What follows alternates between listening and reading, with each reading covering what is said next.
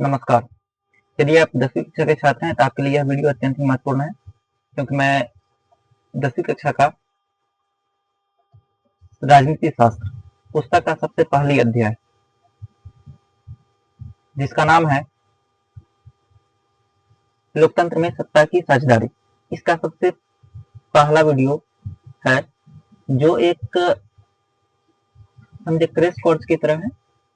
और इसमें एकदम छोटी छोटी सी परिभाषाओं ली गई है, हर एक टॉपिक को कवर किया गया है। तो इसे ध्यान से पढ़िए और इसे कॉपी में नोट डाउन कीजिए। देखिए, सबसे पहला परिभाषा है राजनीति शास्त्र।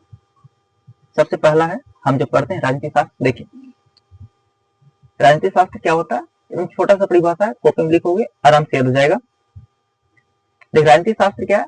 राजनीति शास्त्र सामाजिक विज्ञान का एक भाग है, जिसमें राज्य और सरकार का अध्ययन करते हैं। देखिए, अगर आपसे पूछे कि राजनीति शास्त्र क्या है तो आप बताएंगे राजनीति शास्त्र सामाजिक विज्ञान का एक भाग है, जिसमें राज्य और सरकार का अध्ययन करते हैं। ठीक है, छोटा सा परिभाषा है, आराम से याद हो जाएगा। देखिए, राजनीति शास्त्र के पिता अरस्तु को कहा जाता है। अब तक अलग अलग चीजों का पढ़े होंगे, लेकिन आप याद रखिए, राजनीति शास्त्र के भी पिता किसे कहा जाता है? अरस्तु को कहे जाते हैं। ये बहुत ही महत्वपूर्ण है, इससे आप ऑब्जेक्टिव में क्यों पूछे जाते हैं प्रश्न, इसे याद रखिएगा। राजनीति शास्त्र के पिता किसे कहा जाता है? अरस्तु को। अब याद देखिएगा, हम जब पढ़ते हैं तो शासन, देखिए शासन कितने प्रकार के होते हैं। देखिए, शासन के जो प्रकार हैं, शासन यहाँ पे मूलतः हम 4 टाइप के शासन के बारे में पढ़ेंगे। देखिए, शासन जो होते हैं, किसी भी देश या किसी भी राज्य या किसी भी संस्था को चलाने के लिए एक नियम बनता है। उस नियम के तहत ही किसी भी चीजों का संचालन होती है, खास करके देश या राज्यों में। तो हम इन्हीं को शासन कहते हैं। अब ये शासन जो है, इनमें सबसे पहला है राजतंत्र। राजतंत्र क्या होता है? तो नाम से क्लियर है, राजतंत्र अर्थात राजाओं का ही बेटा या उसके वंशज ही यानी कि राजा बनेंगे। ये प्रथाएं चलती थी पहले, जिसे हम राजतंत्र कहते हैं। अभी कुछ देशों में चलती राजतंत्र। दूसरा है लोकतंत्र, तीसरा है तानाशाही और चौथा है सैनिक शासन। याद रखिए, राजतंत्र में राजाओं का बेटा ही राजा बनते हैं। लोकतंत्र में इसमें जनता का शासन होता है, जनता का शासन होता है। जनता अपने चुनाव करके शासन में लोगों को लाते हैं, नेताओं को लाते हैं। तानाशाही क्या होते हैं? इसमें जबरदस्ती शासन चलाई जाती है, अर्थात लाठी या डंडों की मदद से जो शासन चलाई जाती है उसे तानाशाही कहते हैं। सैनिक शासन, जिसमें सैनिक अपना शासन चलाती है, उन्हें सैनिक शासन कहते हैं। अब ये चारों शासन की हम परिभाषा आपको बताते हैं। देखिए, सबसे पहला है राजतंत्र। राजतंत्र किसे कहते हैं? वैसा शासन जिसमें राजा का पद वंशानुगत होता है, उसे राजतंत्र कहते हैं। ठीक है, जैसे इसका एक अच्छा उदाहरण है सऊदी अरब। दूसरा है लोकतंत्र।